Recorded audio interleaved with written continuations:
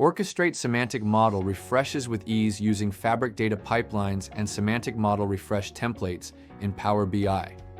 With these templates, you can visualize and sequence refresh activities for both common and advanced scenarios. Access with ease. Select Create Advanced Refresh from the Refresh drop-down on your Semantic Models details page in your Microsoft Fabric workspace. Dataflow-driven refresh.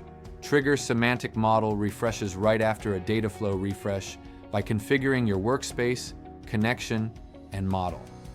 Incremental refresh. Refresh only updated partitions or tables, saving time and resources. Smart alerts. Add follow-up actions like sending Microsoft Teams or Outlook messages after each execution. Flexible scheduling.